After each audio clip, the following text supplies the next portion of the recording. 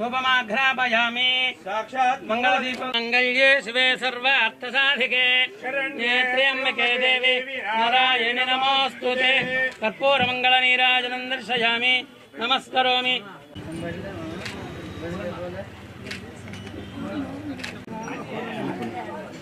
Okay madam okay ready correct.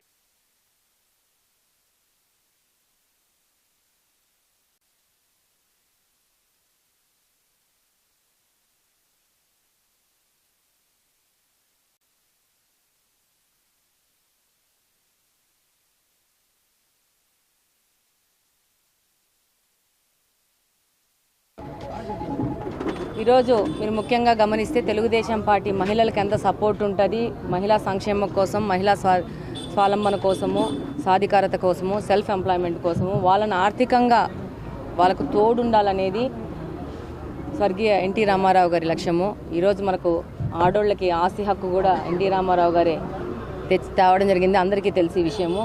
ఆ తర్వాత డ్వాక్రా పథకం అని మొదలుపెట్టేసి చంద్రబాబు నాయుడు గారు మహిళా సంక్షేమం కోసం ఎంత పాటుపడ్డారో తెలుసు. ఆయన మానస పుత్రిక డ్వాక్రా అనేది. ఆ తర్వాత మహిళలకి ఎన్నో సంక్షేమ పథకాలు, మహిళలకి ప్రాధాన్యత. ఈరోజు కడప నియోజకవర్గంలో ఓ మహిళగా నాకు అవకాశం ఇచ్చి ఇక్కడ మహిళ అవసరం ఉంది అనేసి గుర్తించిన మొట్టమొదటి వ్యక్తి శ్రీ నారా చంద్రబాబు నాయుడు గారు.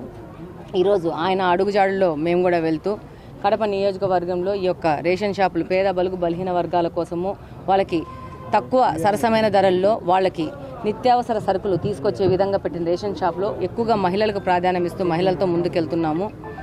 ఈరోజు మీరు గత 5 సంవత్సరాల వైఎస్ఆర్సీపీ ప్రభుత్వంలో చూస్తే ఎలా ఉంది, అంతకుముందు 14-19 సంవత్సరంలో ఎలా ఉంది అనేది ముఖ్యంగా గమనిస్తే 14-19 సంవత్సరంలో రేషన్ షాపులలో రాగి పిండి, గోధుమ పిండి, గోధుమలు, ఉద్దిపప్పు, శనగపప్పు, ఆయిల్ అన్నీ ఇచ్చేవాళ్ళు. ఈరోజు ఈ 19 నుంచి 24 వరకు బియ్యం ఒక్కటే ఇస్తున్నారు.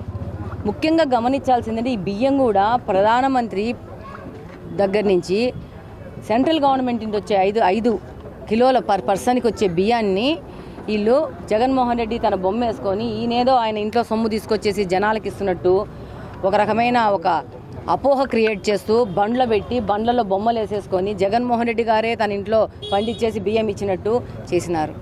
ప్రజలు ఇదంతా గమనించినారు కాబట్టి ఈరోజు 24వ సంవత్సరంలో ఒక చారిత్రకమైన రిజల్ట్ ఆంధ్రప్రదేశ్లో ఇవ్వడం జరిగింది. భారతదేశంలో ఎక్కడే జరగలేదు.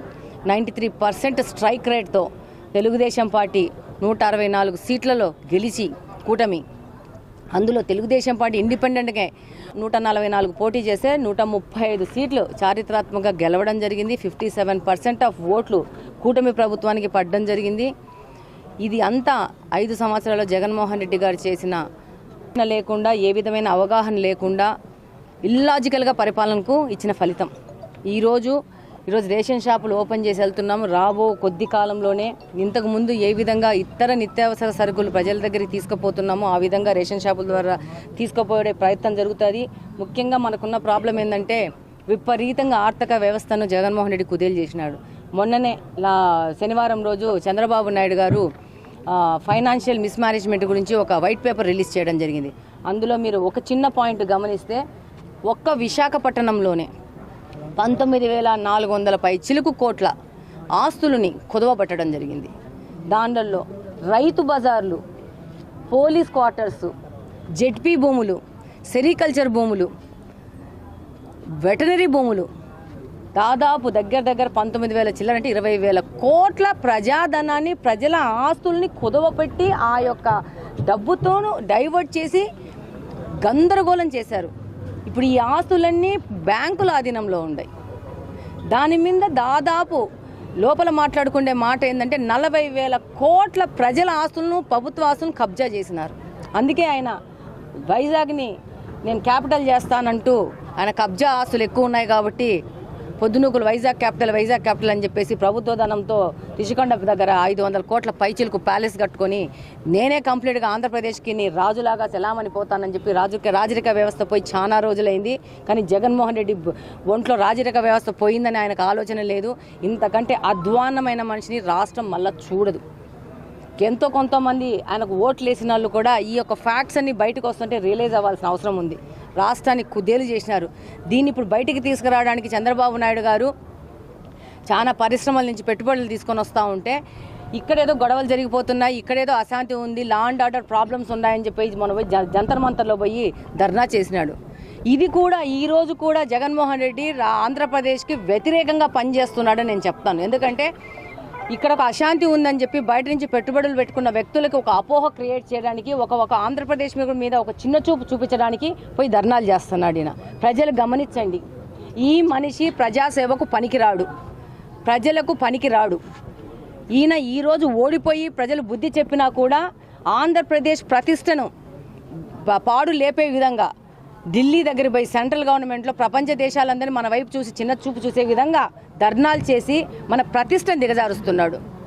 మీరందరూ గమనించాలా. డెఫినెట్గా తెలుగుదేశం ప్రభుత్వము పేద ప్రజలకు అనుకువగా వాళ్లకు భరోసాగా నడుస్తుంది.